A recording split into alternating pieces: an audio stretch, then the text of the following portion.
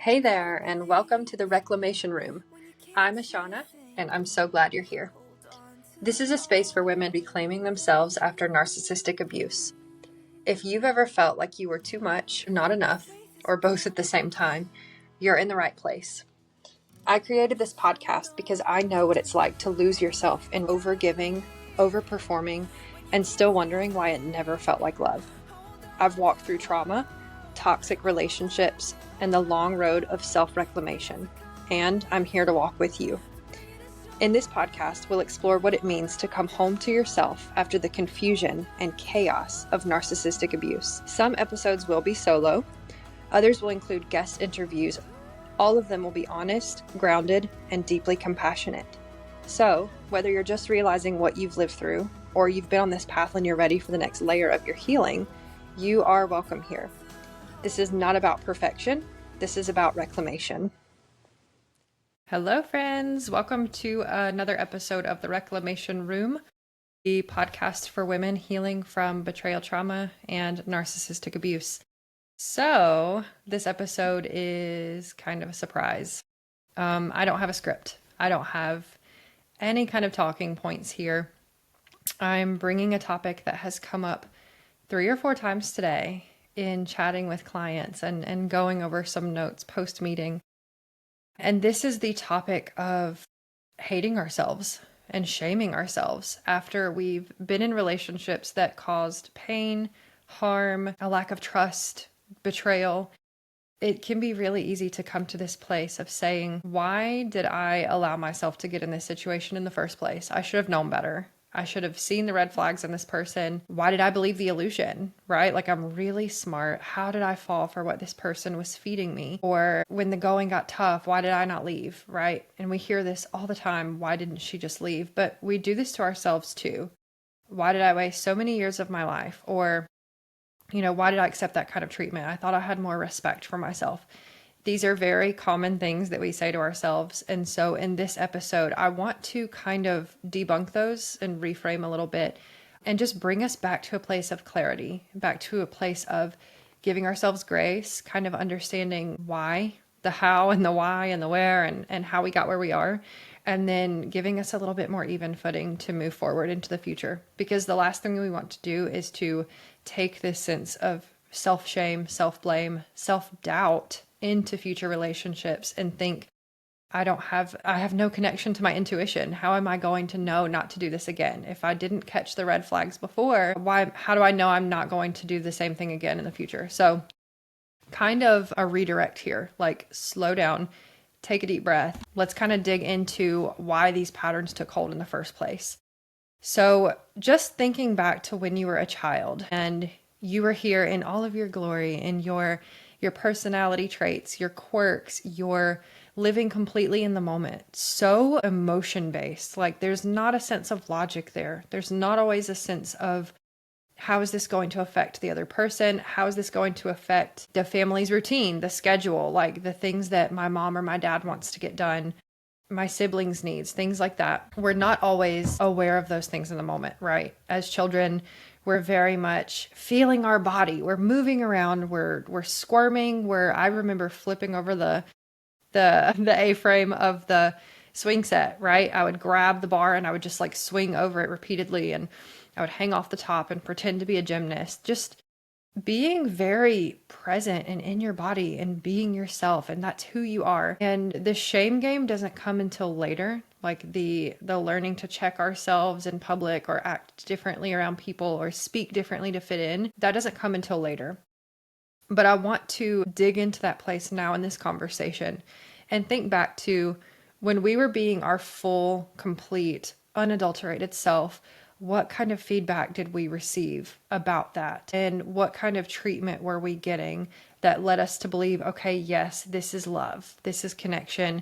This is how I get attention. This is how the dynamic of connecting to another human being is going to work for me. And this could fall kind of on a continuum. I mean, we could have on one end of the spectrum, we could have an extreme situation where a child is completely neglected or ignored or put down or criticized all of the time, and they learn that the only time they're going to get that connection is when it's negative attention. On the opposite end of the spectrum, We could have a child who pretty much gets their needs met. I mean, they could say, like, I had a decent childhood, I had good parents, like, I had what I needed. But then the question becomes, let's dig into the deeper needs that you had as an individual and as a person, right? Like, did you have someone who was listening to your opinions and validating them and helping you see why that might have been true for you? Did you have someone who was meeting you where you were at? And like, let's say you needed extra time to process something, or your tender heart favored one stuffed animal over another, but you needed extra time to tell them all good night the same amount so that one of the stuffed animals didn't get their feelings hurt. Small things like that. If those things are invalidated, or if we even pick up on body language that leads us to believe that this was a nuisance to someone or annoying or nobody had time for that, we can kind of start to internalize these beliefs that maybe this isn't the right way to be. Maybe this is bothersome to people when I have needs that manifest in this way. And so the purpose of this episode is not to say that, like, no matter what, you have trauma, the end, like everything that happened to you caused you to be this way, it's hopeless. Rather, what I'm saying here is, regardless of which end of the spectrum you fell on, or anywhere in between, or outside of the spectrum, and your experience was completely different to what I'm saying here, if you experienced something that led you to believe that you needed to change something about yourself in order to get a connection with another person, that is a belief that you carried with you. And if it repeated enough over time, even in differing contexts or in relation to another belief that was repeated, these start to form the building blocks of our personality and the foundation of how we have relationships with people moving forward. So I just really want to make it clear that it's not that you were stupid when you got into a relationship like this. You've got to look back at what was your foundation, right? Like, what was your blueprint for human connection? What did love look like to you? What did giving love mean? What did receiving love mean? What kind of communication styles were present? What did your family teach you about valuing another human and hearing other opinions? There's so many things that go into play here. But the bottom line is that regardless of what your past experience was, the last thing that we need to be doing is shaming ourselves for what we've been through. So number one, it makes sense. And even if our brains cannot logically process that, just understand that it made sense at some point to some version of you, or else it wouldn't have happened. So giving yourself grace for that, and then moving forward into understanding that the tragedy in shaming ourselves for this is that this vulnerable self, this loving self, this open self, this person who trusted a partner or an individual, and we trusted them with an open heart, like, hey, I believe in you. I see the best in you. I think you're not going to hurt me. I think this could be something really special here, enough for me to take that leap and move forward into a relationship with you. You know, maybe our expectations were different than their expectations. Maybe our idea of a relationship was different than their idea of a relationship. It doesn't matter. What matters is that that part of you who is open-hearted and caring and kind and compassionate, and even that part of you that like kept seeing these situations over and over and choosing to see the best in that person. Is that something that we want to change moving forward? Probably.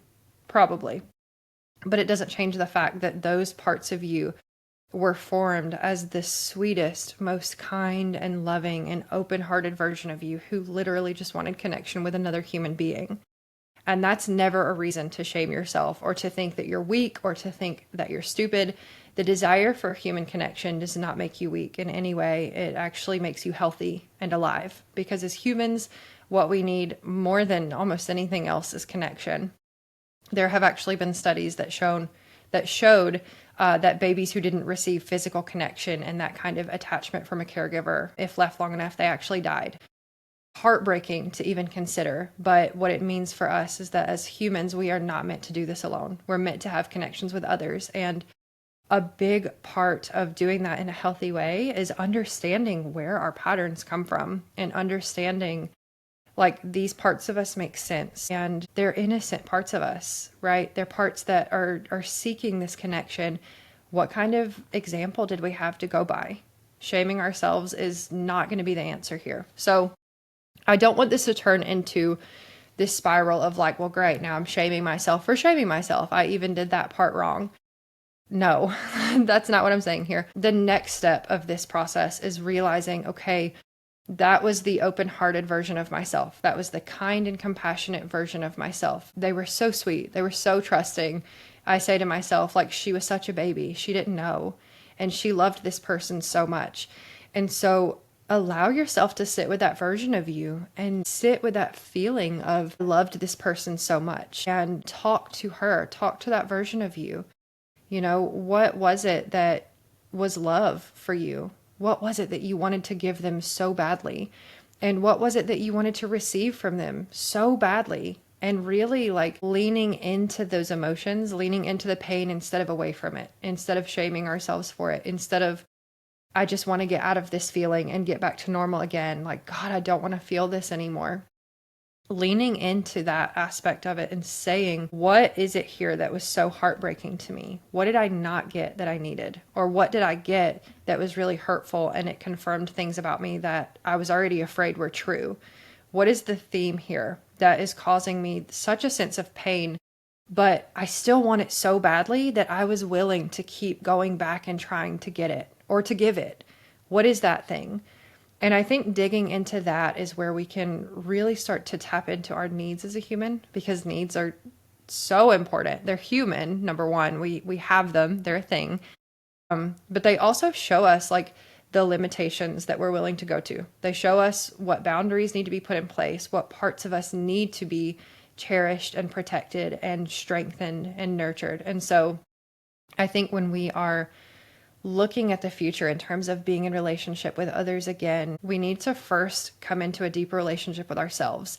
And that's not going to happen if our relationship with ourselves is one that is painful or scary or shameful or not safe. So I really want this space to become a place that is also encouraging people, like, get to know yourself from a different viewpoint. You know, get to know the younger version of you that went through what she went through, and now get to know the older version of you that's being there and protecting that younger version of you, because that next step of protection is actually really important, because moving forward into relationship with yourself but also with other people, that kind-hearted and compassionate side of you, if you truly want to be in a relationship with another person, that part of you still needs to be there. We don't need to shame that part away.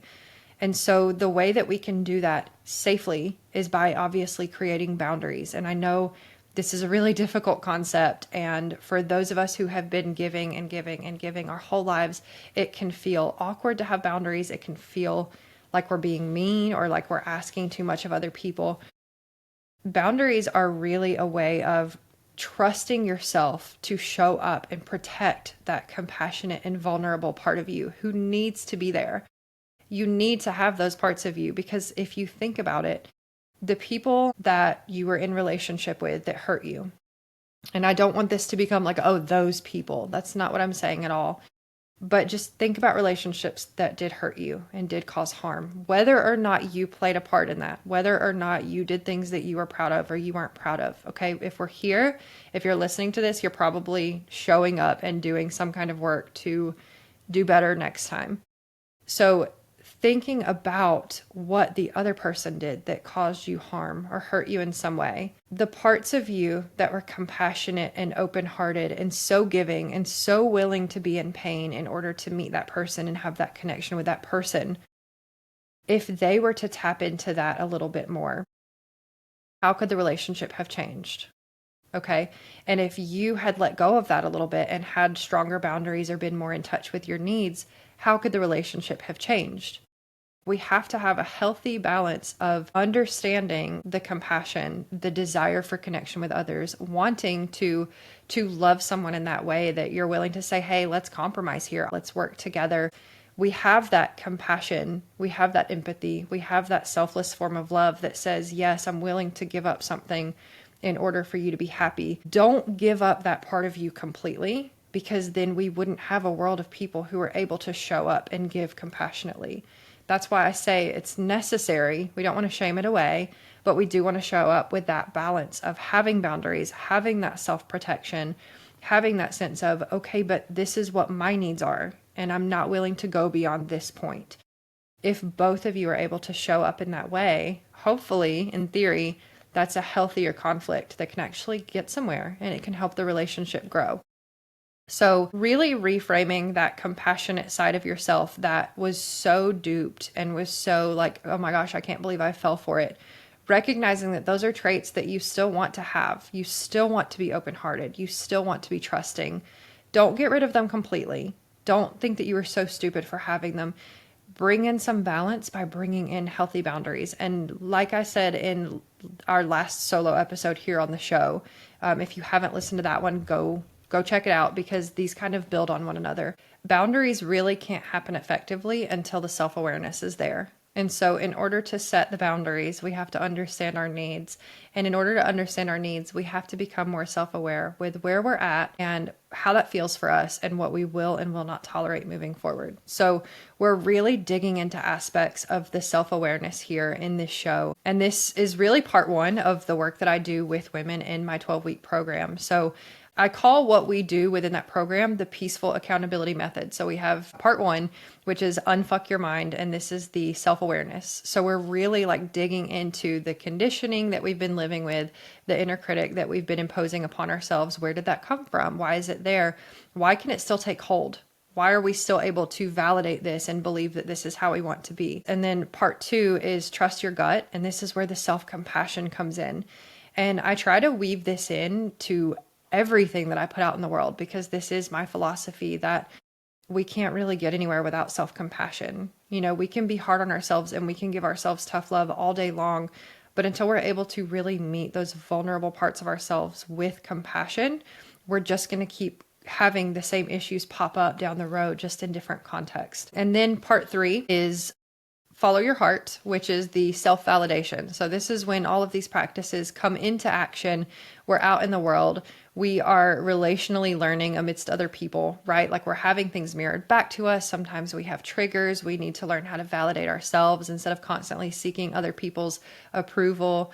And so really and truly, like everything that I do, I try to weave all three in, but I focus heavily on the self-awareness because it can be easy to check out. It can be easy to numb out. It can be easy to distract ourselves. And so one method that I employ to help my clients achieve this self-awareness is to zoom out and then zoom back in. So even in this situation, in this conversation, zooming out to see the overall picture here. Like, yes, it sucks that you went through that, and it sucks that you allowed that to happen to you, right? Like we can take accountability for our portion of certain relationships. Now, when we're truly in the position of being a victim, that's not the moment where I want you taking accountability. Like you were a victim to that situation, absolutely. But we don't want to stay a victim in our mindset. We want at some point to say, okay, I may not be able to change what happened there, and I may not have been able to change it in the moment.